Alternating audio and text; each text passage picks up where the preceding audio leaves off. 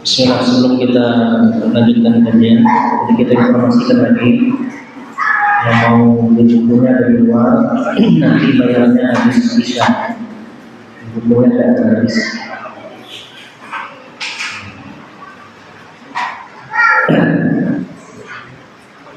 Kalau dapat orang minta tolong ambilkan istri mungkin.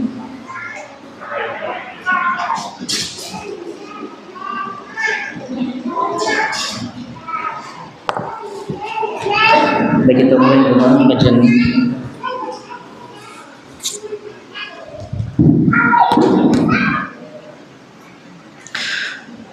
Bismillahirrahmanirrahim. Para jamaah sekalian yang saya cintai karena Allah Subhanahu wa taala. Assalamualaikum warahmatullahi wabarakatuh. Alhamdulillahi ala ihsanih wa syukru lahu ala taufiqihi wa amtinanihi. Asyhadu an la ilaha illallah ta'ziman li sya'nih wa asyhadu anna Muhammadan abduhu wa rasuluhu ad-da'i ila ridwanih sallallahu alaihi wa ala alihi wa ikhwanih wa man tabi'ahum bi ihsanin ila yaumil liqa'ih. Allahumma anfa'na bima 'allamtana wa 'allimna ma yanfa'una wa zidna ilma. Allahumma ati nufusana taqwaha wa zakkiha anta khairu man zakkaha anta waliyuha anta maulaha. Allahumma inna nas'aluka al-huda wat tuqa wal afafa wal ghina. Rabbana la tuzigh qulubana ba'da idh hadaitana wa hab lana min ladunka rahmah innaka antal wahhab. Amma ba'd. Pakai mic yang ada ya.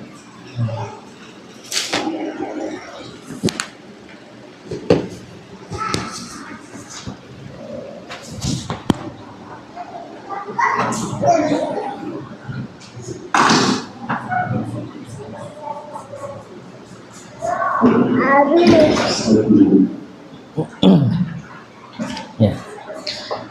Baik, alhamdulillah para jamaah sekalian yang saya cintai karena Allah Subhanahu wa taala.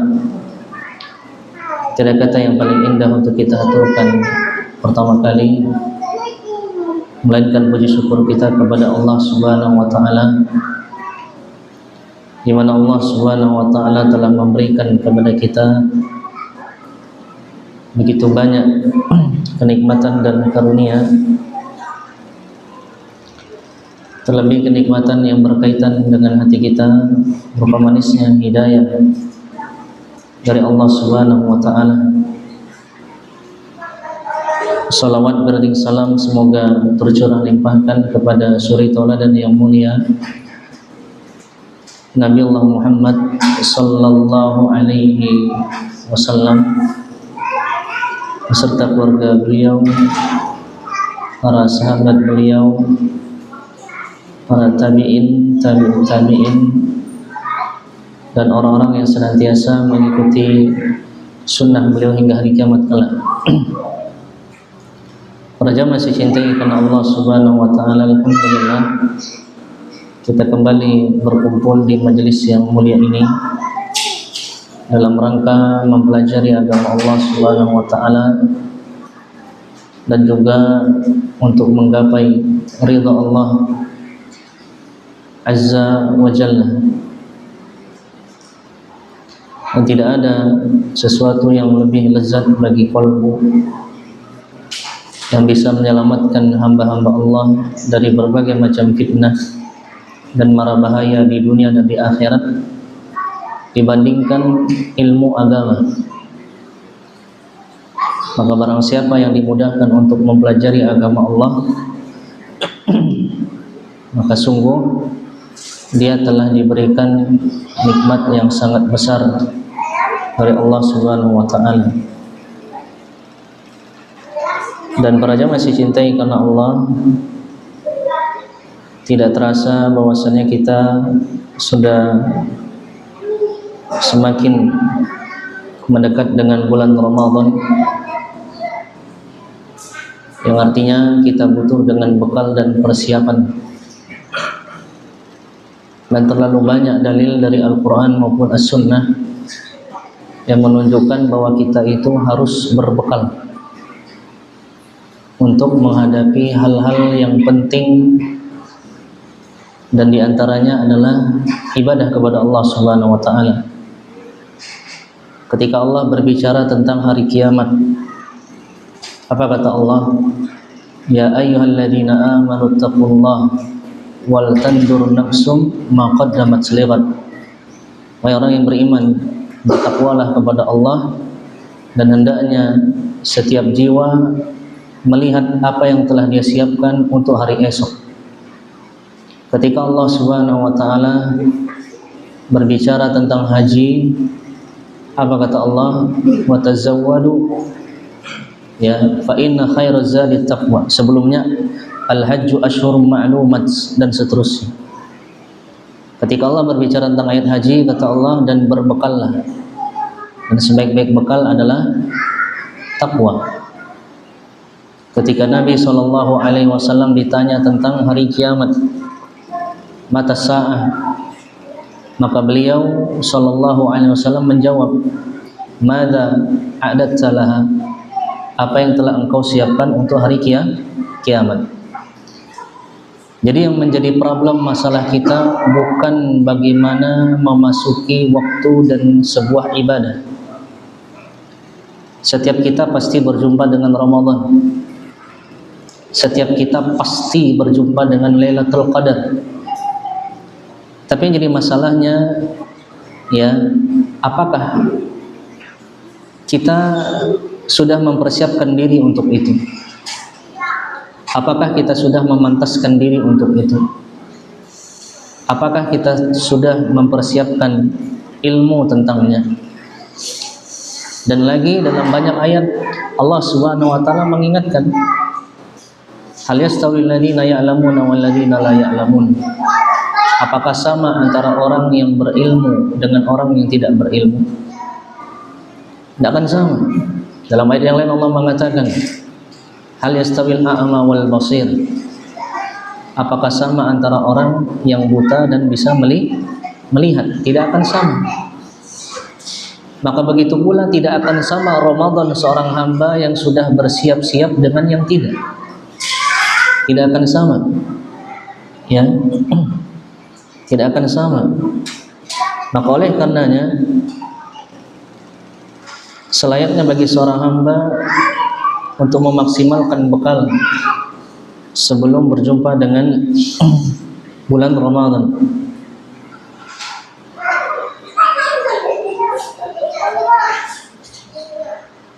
Karena barang siapa yang telah bersiap-siap sebelum berjuang, maka dia telah mendapatkan banyak kebaikan dari Allah Subhanahu wa ta'ala.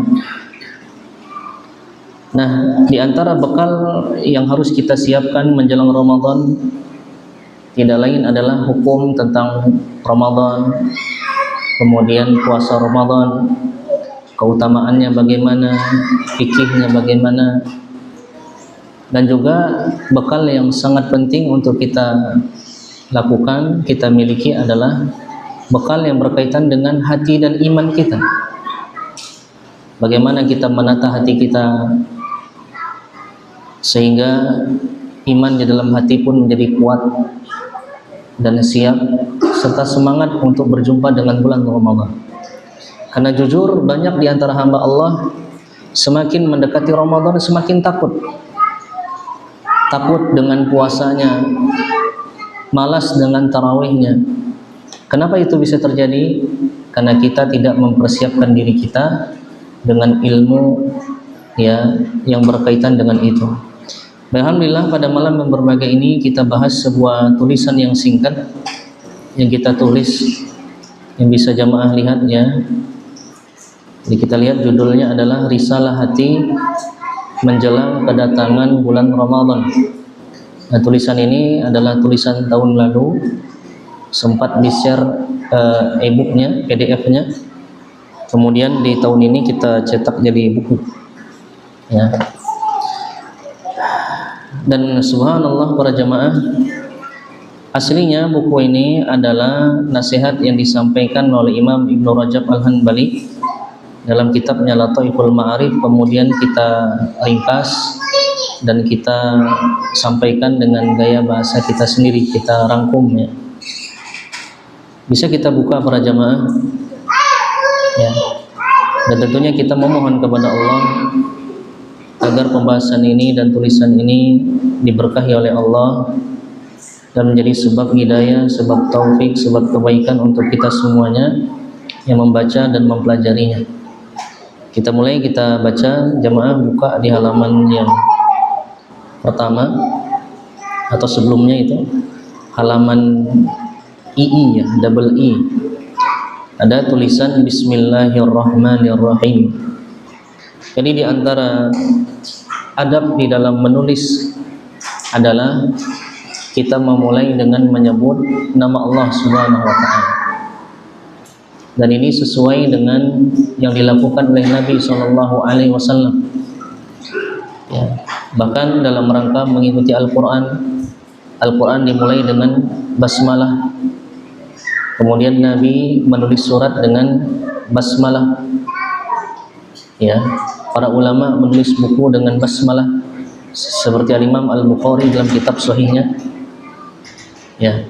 Tapi kalau kita bisa nulis selain basmalah, kita sampaikan juga pujian kepada Allah dan sholawat kepada Nabi, maka itu lebih sempurna lagi. Nah, berikutnya kita lihat di halaman yang pertama, kita baca, dan saya harapkan para jamaah fokus ya dan hadirkan hatinya. Penulis, semoga Allah mengampuninya, berkata di sini, Risalah Hati Menjelang Kedatangan Ramadan. Jadi sejatinya tulisan ini adalah untuk hati hamba-hamba Allah Subhanahu wa ta'ala. Dan itulah ya sunnahnya para salaf ketika mereka hendak menyampaikan ilmu, menyampaikan nasihat, maka tujuan utama mereka adalah hati. Makanya ada salah seorang ulama salaf bernama Muhammad bin Wasi' rahimahullah. Beliau pernah mengatakan ketika ditanya sama tukang cerita ini heran, kenapa setiap saya menyampaikan cerita kok orang tidak menangis, tidak takut kepada Allah. Maka Imam Muhammad bin Wasi' mengatakan, inna dzikra idza kharaja minal qalbi waqa'a 'alal qalbi. Sesungguhnya nasihat itu kalau keluarnya dari hati, niscaya akan sampai ke dalam hati pula.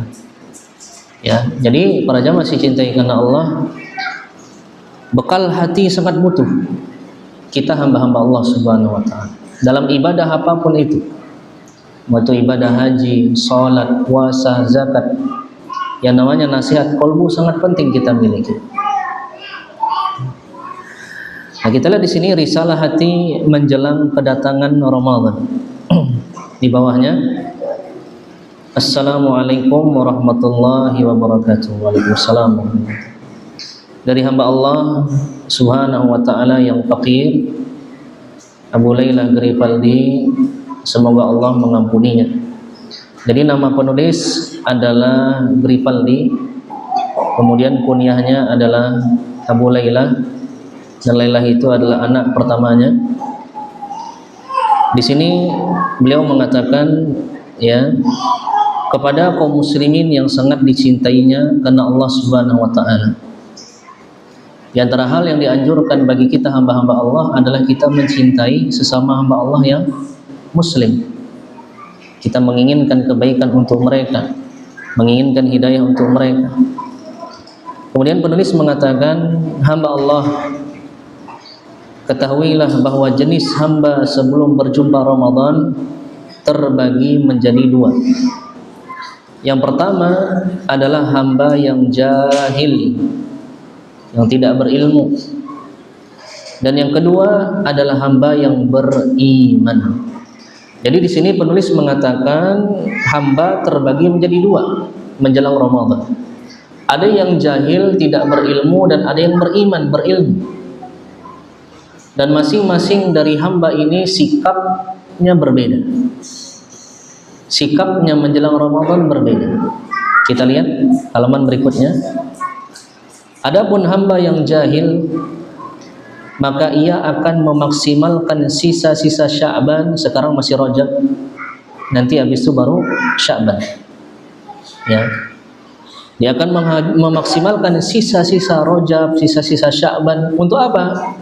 Untuk makan, minum, dan menikmati syahwat, ya. Kenapa? Karena baginya Ramadan itu penjara. Tidak bisa makan, tidak bisa minum. Maka selagi di waktu dibolehkan untuk makan dan minum, memenuhi syahwat, dia akan lakukan itu. Itulah orang yang jahil, orang yang imannya sangat kecil menyambut Ramadan. Ya, dia takut dengan bulan Ramadan, makanya dia memaksimalkan untuk makan dan minum sebelum bulan Ramadan, memaksimalkan syahwatnya. Terus berikutnya, bahkan terkadang mereka tidak hanya memaksimalkan syahwat yang mubah. Makan, minum, berhubungan suami istri itu kan syahwat yang mubah. Akan tetapi mereka juga melampaui batas dengan menikmati syahwat yang haram. Ya, dia tahu bahwasanya Ramadan tidak boleh begini, tidak boleh begini, dia malu dengan pandangan orang-orang.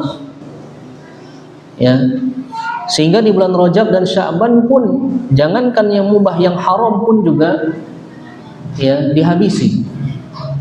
Bermaksiat kepada Allah, melihat yang haram, mendengar yang haram, bahkan mungkin mengkonsumsi yang haram.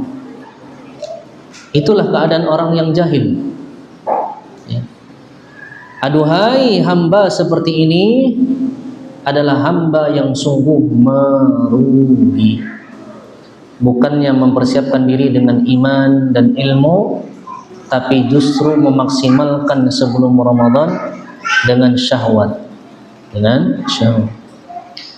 Terus berikutnya, barang siapa yang seperti ini keadaannya, maka hewan jauh lebih berakal darinya. Orang yang memperturutkan hawa nafsunya, tidak cukup yang mubah, bahkan yang haram pun dia lakukan, maka orang seperti ini jauh lebih buruk daripada hewan. Jauh lebih buruk daripada hewan. Kenapa? Karena hewan, jamaah, secara fitrahnya pun terkadang tidak mau melakukan yang haram. Tidak mau. Ya. Banyak kisah yang dinukilkan para ulama tafsir, ya, bahwa mereka dahulu, para salaf dahulu melihat monyet Monyet, rombongan monyet yang melempari batu monyet yang lainnya. Ya. Artinya apa? Monyet yang kena lempari batu itu adalah berzina dengan monyet yang lain. Itu monyet, jemaah. Mereka mengerti. Maka bagaimana dengan seorang insan, seorang manusia yang Allah berikan hati, hatinya hidup, Allah berikan dia ilmu, Allah berikan dia pemahaman. Subhanallah, Allah turunkan wahyu untuk insan, untuk manusia, bukan hewan. Allah turunkan risalah, Allah bebankan Al-Quran kepada manusia, yang mana gunung pun tidak sanggup untuk menerimanya. Subhanallah. Jadi sekali lagi, orang yang seperti ini, hewan pun jauh lebih berakal darinya. Kita lihat dalilnya. Allah Subhanahu wa taala berfirman dalam surah Al-A'raf ayat 179. Kita baca jemaah. Wa laqad dhara'na li jahannama katsiran minal jinni wal ins lahum qulubun la yafqahuna biha wa lahum a'yunun la yubsiruna biha walahum adhanun la yasma'una biha ulaika kal an'ami bal hum adall ulaika humul ghafilun. Artinya, subhanallah, ayat di antara ayat yang sangat sedih. Kata Allah, dan sesungguhnya kami jadikan untuk isi neraka jahanam kebanyakan dari jin dan manusia. Kenapa Allah isi neraka jahanam? Allah isi dengan kebanyakan manusia dan jin. Ya, batu baranya, bahan bakarnya neraka jahanam adalah manusia dan jin. Kenapa? Ya, Allah tidak sebut hewan. Yang Allah sebutkan adalah manusia dan jin. Kenapa? Alasannya apa? Kata Allah, mereka punya hati, tetapi tidak dipergunakannya untuk memahami ayat-ayat Allah. Hati mereka diberikan oleh Allah, hati mereka hidup, tapi tidak digunakan untuk memahami ayat-ayat Allah. Hati mereka tidak dipergunakan sebagaimana mestinya. Berikutnya, dan mereka mempunyai mata, tetapi tidak dipergunakannya untuk melihat tanda-tanda kekuasaan Allah. Dan mereka mempunyai telinga, tetapi tidak dipergunakannya untuk mendengar ayat-ayat Allah. Mereka punya hati, mereka punya mata, dan mereka punya telinga, tidak digunakan untuk memahami ayat-ayat Allah Subhanahu wa ta'ala, untuk takut kepada Allah Subhanahu wa ta'ala, untuk merenungkan ciptaan Allah Subhanahu wa ta'ala. Nah, kemudian sebelum kita lanjutkan para jamaah, para ulama kita semisal Syekhul Islam Taimiyah rahimahullah, mereka menyebutkan bahwa jalur masuknya hidayah itu lewat tiga ini. Lewat mata, telinga, kemudian masuk ke dalam hati. Maka ketika mata dan telinga kita tidak kita gunakan sebagai mestinya, tidak kita gunakan untuk merenungkan ayat Allah Subhanahu wa ta'ala, sehingga hidayah tidak masuk ke dalam hati kita, maka kita sungguh telah tersesat. Kita tidak menggunakannya sebagaimana mestinya. Kita tidak menggunakannya sebagaimana mestinya. Jadi tujuan diciptakannya telinga, mata, dan hati untuk ini, untuk kembali kepada Allah, untuk menerima ilmu dan hidayah dari Allah Subhanahu wa ta'ala. Nah, kemudian mereka yang seperti ini, apa kata Allah? Mereka itu bagai binatang ternak, bahkan lebih sesat lagi. Jadi Allah menegaskan bahwa orang yang tidak menggunakan telinga, mata, dan hatinya untuk merenungkan ayat-ayat Allah, untuk takut kepada Allah, kembali kepada Allah, mereka lebih sesat daripada hewan ternak. Kenapa? Karena hewan, para jamaah, dan seluruh makhluk yang ada di muka bumi ini pada asalnya mereka tunduk kepada Allah. Pada asalnya mereka tunduk kepada Allah Subhanahu wa ta'ala. Sebagaimana firman Allah, sabbaha lillahi ma fis samawati wa ma fil ard. Bertasbih memuji Allah segala yang ada di langit dan di bumi. Dalam ayat yang lain, tidaklah ada seorang makhluk pun kecuali mereka bertasbih kepada Allah.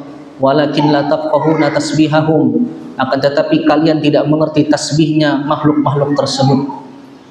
Di semua makhluk, angin, matahari, bulan, ya, pasir, tanah, air, laut, hewan, semuanya tunduk kepada Allah Subhanahu wa taala. Semuanya tunduk kepada Allah Subhanahu wa taala.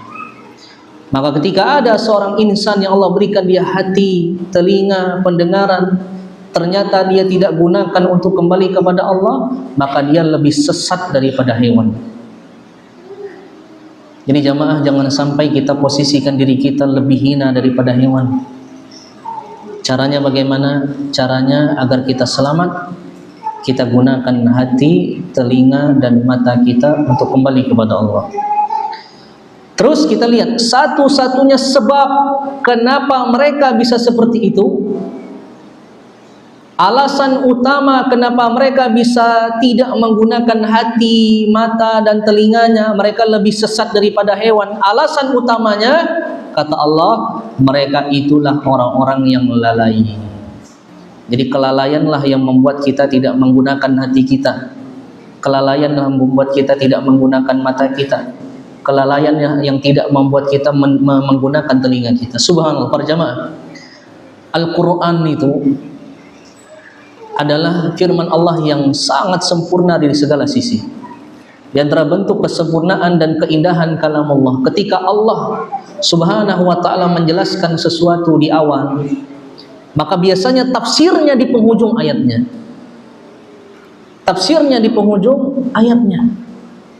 Subhanallah, para jamaah. Ketika Allah menjelaskan tentang orang yang tidak menggunakan hatinya, matanya, telinganya, sehingga mereka jauh lebih sesat daripada hewan, Allah jelaskan alasan utamanya. Ternyata tidak lain tidak bukan adalah kelalaian kepada Allah Subhanahu wa taala. Kita tidak belajar, makanya jadi lalai. Kita tidak ke majelis taklim, makanya jadi lalai. Kita tidak berbekal, tidak berbenah menjelang Ramadan, jadi lalai. Ya. Subhanallah. Ya. Kemudian kita lanjutkan para jamaah. Parahnya lagi, kebanyakan dari mereka justru benci dengan puasa Ramadan dan mencelanya. Adakah kita yang seperti ini para jamaah? Boleh jadi. Mungkin kita tidak menggunakan lisanul qaul, kita tidak menggunakan lisan kita mencela Ramadan, tapi gerak-gerik kita, sikap kita, gestur kita, gaya tubuh kita, gaya fisik kita seolah membenci Ramadan, seolah menjauhi Ramadan. Buktinya apa? Sampai sekarang kita tidak latihan puasa lagi. Sampai sekarang tidak lagi membaca Al-Quran. Sampai sekarang tidak lagi dicoba qiyamul lail. Semakin menjelang Ramadan, semakin takut. Tidak kita ungkapkan dengan status, tidak kita ungkapkan dengan lisan kita, tapi gerak-gerik tubuh kita membuktikannya. Seolah-olah kitalah orang yang jahil yang dimaksudkan di sini. Sedih jamaah. Ya. Subhanallah. Kemudian mereka menganggap berat bulan Ramadan lantaran beratnya salat dan puasa bagi mereka. Berat, salat zuhur panas-panas berat, ya, salat subuh berat. Yang paling berat lagi salat tarawih. Lihat, kita buktikan kualitas iman kita ketika salat tarawih. Buktikan para jamaah. Kalau kita ingin lihat bagaimana kualitas iman dan semangat kita kepada Allah Subhanahu wa taala, buktikan ketika salat tarawih. Buktikan para jamaah. Kalau kita sudah tidak lagi berminat, bahkan berat, bahkan mencari saf paling belakang ketika sholat isya agar bisa kabur, terhindar dari sholat tarawih, itu membuktikan bahwa iman kita sangat lemah. Itu membuktikan bahwasanya kita tidak bersungguh-sungguh mempersiapkan diri beribadah di bulan Ramadan. Para akhwat, para ibu-ibu yang tidak mempersiapkan diri di rumahnya, ruangan kamarnya diperindah untuk qiyamul lail, untuk sholat tarawih, tidak diharumkan pakaiannya, tidak disiapkan yang terbaik untuk menghadap Allah Subhanahu wa taala. Bahkan sholatnya cukup dengan bacaan yang pendek, gerakan yang sangat cepat. Terlebih-lebih tidak juga melakukan tarawih di rumah. Sungguh itu bukti bahwa kita termasuk orang yang jahil, para jamaah. Jadi kita harus buktikan bahwa Ramadan kali ini jangan ada bolong tarawihnya. Jangan ada lagi rasa berat untuk melakukan puasanya. Jangan merasa menghindar dari ibadah-ibadah di dalam. Buktikan. Kemudian bahkan kebanyakan dari orang jahil ini tidak salat kecuali di bulan Ramadan saja. Itu pun kalau mereka puasa. Subhanallah. Ya. Begitu pula sebagian dari mereka tidak menjauhi dosa-dosa besar kecuali di bulan Ramadan. Sehingga mereka pun menganggap panjang sekali perputarannya hari-hari tersebut. Berputarnya hari-hari Ramadan panjang bagi mereka. Dan sangat berat hati mereka untuk berpisah dengan dosa-dosa tersebut. Berat.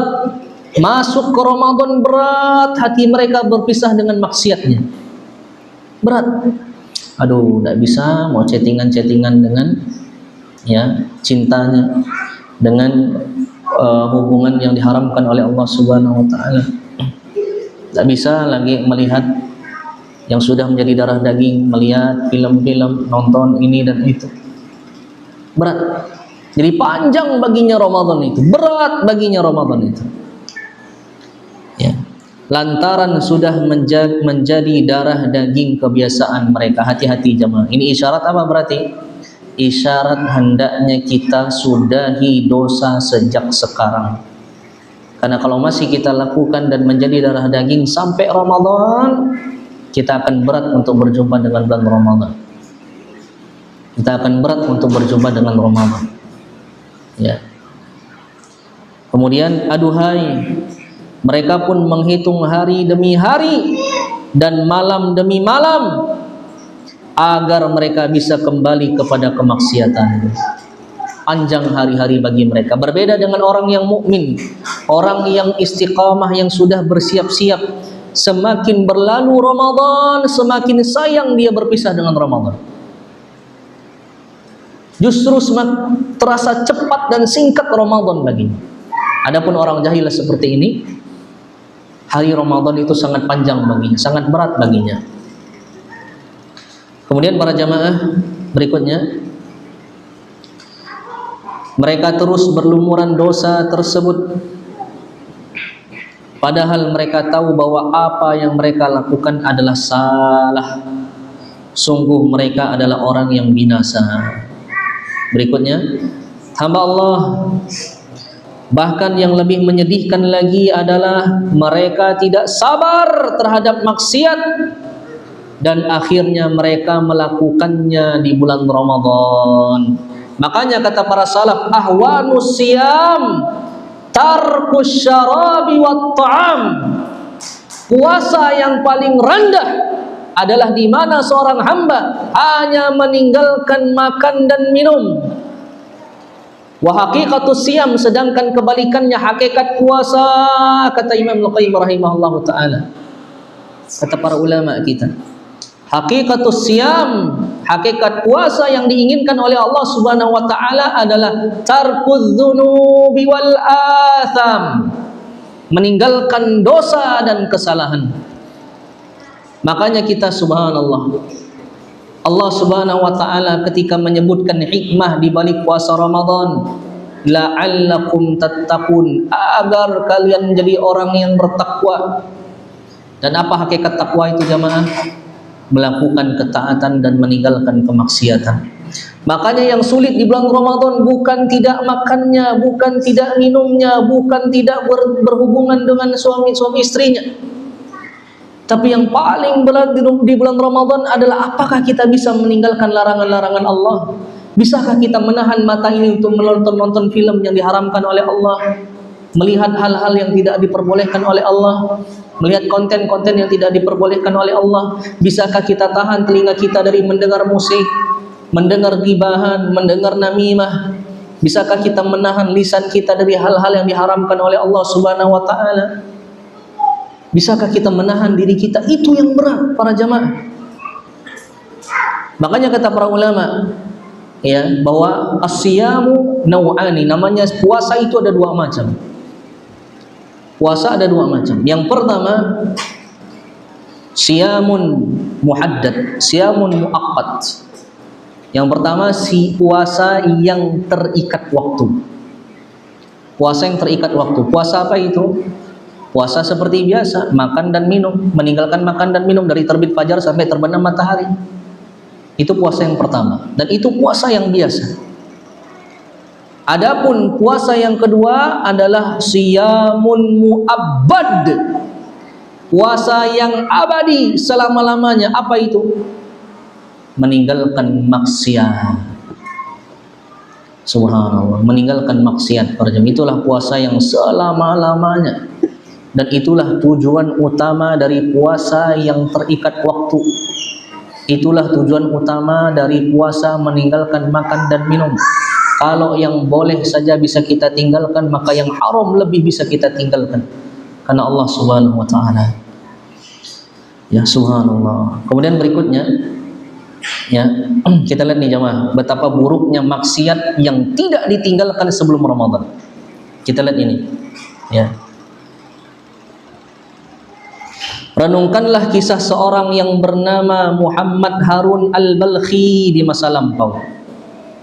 Kita lihat para jamaah, ada seseorang yang bernama Muhammad Harun al-Balkhi.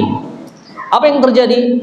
Dahulu dia adalah seorang pemabuk. Jadi dosanya adalah gemar minum minuman keras, pemabuk. Kemudian di penghujung Sya'ban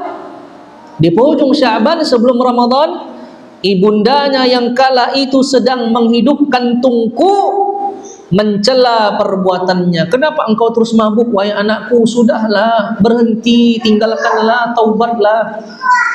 Kalau kita di zaman sekarang, kenapalah nak, kok masih main HP terus? Kok buka yang tidak boleh terus? Kok masih melakukan hal yang tidak bermanfaat? Kok masih bermaksiat? Kok asik-asikan sih dengan yang bukan mahram?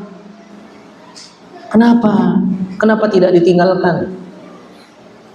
Subhanallah, orang yang paling mencintai kita setelah Rasul sallallahu alaihi wasallam.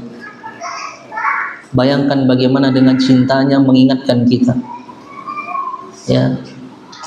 Mencela perbuatannya tersebut dan mengingatkannya, tapi naas jemaah, subhanallah. Berikutnya, nasib malang pun dialami ibunda tercinta tersebut.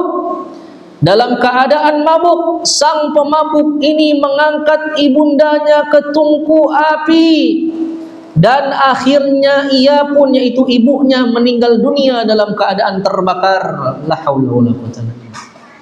Ini dampak buruk dari maksiat sebelum Ramadan. Apalagi maksiatnya adalah mabuk, minuman keras, ummul khaba'ith, induk dari segala macam keburukan. Begitu pula mabuk syahwat, mabuk hati, induk dari segala macam keburukan. Kemudian lihatlah dampak buruk daripada maksiat menjelang Ramadan. Berikutnya, kenapa semua itu bisa terjadi? Lantaran kosongnya hati dari cahaya ilmu dan iman. Kosongnya hati kita dari cahaya ilmu dan iman kepada Allah Subhanahu wa taala. Dan kosongnya anggota badan dari ketaatan.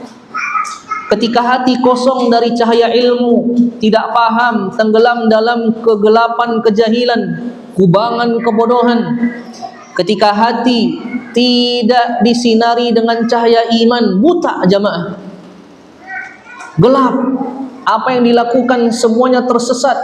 Apa yang kita lakukan dari kebatilan kita anggap sebagai kebaikan, dan apa yang kebaikan yang diperintahkan kepada kita, kita anggap sebagai kebatilan. Makanya di antara tanda bahwasannya hati itu sudah mati, sudah gelap, adalah di mana kita benci diingatkan dengan kebaikannya. Kita benci dengan nasihat, kita benci dengan peringatan. La haula wala quwwata illa billah. Ketika kita sudah merasakan hal itu, maka berhati-hatilah. itu tanda bahwasannya hati kita sudah mati. Subhanallah. Ya. Kemudian hamba Allah, di antara tanda kebaikan dari Allah Subhanahu wa taala adalah Allah Subhanahu wa taala membuatmu cinta kepada keimanan serta menghiasinya ke dalam hatimu, dan ia pun membuatmu benci terhadap kekufuran, kefasikan dan kemaksiatan, sehingga engkau pun menjadi hamba yang mendapatkan petunjuk. Ini seperti dalam firman Allah. Kita lihat ayatnya para jamaah. Ya.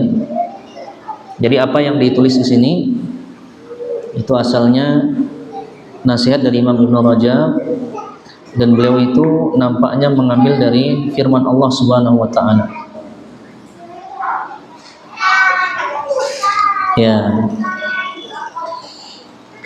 Nah, kita lihat surah Al-Hujurat ayat 7. Surah Al-Hujurat ayat 7. Ya. Surah Al-Hujurat ayat 7. Nah, ketika Allah Subhanahu wa taala menjelaskan ciri-ciri orang yang mendapatkan petunjuk, jadi kan kita fokus ke akhir ayatnya dulu jemaah. Akhir ayatnya Allah bilang ulaika humur rasyidun, mereka lah yang mendapatkan petunjuk. Nah, orang kalau sudah diberikan petunjuk oleh Allah berarti Allah cinta kepadanya, Allah inginkan kebaikan kepadanya. Nah, apa ciri-ciri orang yang mendapatkan petunjuk dari Allah? Ayat sebelumnya, walakinnallaha habbaba ilaikumul iman wa zayyanahu fi qulubikum. Akan tetapi Allah membuat kalian cinta dengan keimanan, menghiasi keimanan tersebut di hati-hati kalian. Ini satu. Yang kedua, wa karraha ilaikumul kufra wal fusuqa wal isyan. Allah buat kalian benci dengan kekufuran, Allah buat kalian benci dengan kefasikan, dan Allah buat kalian benci dengan kemaksiatan. Dua hal ini jemaah, tanda orang yang mendapatkan petunjuk. Allah buat dia cinta dengan keimanan dan segala macam pernak-perniknya, sebab-sebabnya, dan Allah buat dia benci dengan kekufuran dan kemaksiatan serta pernak-perniknya dan sebab-sebabnya. Maka ketika kita lebih condong kepada keimanan, suka dengan sebab-sebab iman, semangat belajar, semangat ngaji, semangat ibadah, itu tanda Allah mencintai kita. Allah menginginkan petunjuk untuk kita. Tapi sebaliknya, kalau kita ternyata lebih condong kepada kekufuran, kemaksiatan, kita suka dengan kemaksiatan, benci diingatkan dari kemaksiatan, itu ciri bahwasanya kita tersesat dari jalan Allah Subhanahu wa taala. Maka hati-hati jemaah. Diingatkan murka, mendapatkan nasihat dari khutbah-khutbah, kajian-kajian yang tidak sengaja terbahas tentang kekurangan kita, kemaksiatan yang kita lakukan, tersinggung. Maka hati-hati. Maka di antara ciri hati itu hidup, mudah menerima nasihat. Nah, karena waktunya sudah habis ya, kita cukupkan, dan insya Allah kita akan lanjutkan pada pertemuan berikutnya. Ya, kita akan bahas tentang model hamba yang kedua, yaitu hamba yang beriman sebelum berhadapan dengan bulan Ramadan. Dan saya sarankan para jamaah sering-sering dibaca buku ini, apalagi malam-malam sebelum tidur, dan anggaplah bahwa nasihat ini adalah nasihat yang muncul dari seorang yang sangat mencintai kita, menyayangi kita, dan menginginkan kebaikan untuk kita. Dan sekali lagi, asalnya nasihat ini bukan nasihat kita, bukan kita yang hebat, tapi para ulama yang hebat. Semoga Allah memberikan taufik dan hidayahnya kepada kita. Kita akhiri. Kurang lebih saya mohon maaf. Subhanakallahumma bihamdika asyhadu an la ilaha illa anta astaghfiruka wa atubu ilaik. Assalamualaikum warahmatullahi wabarakatuh. Kita ingatkan sekali lagi, nanti untuk pembayaran bukunya di luar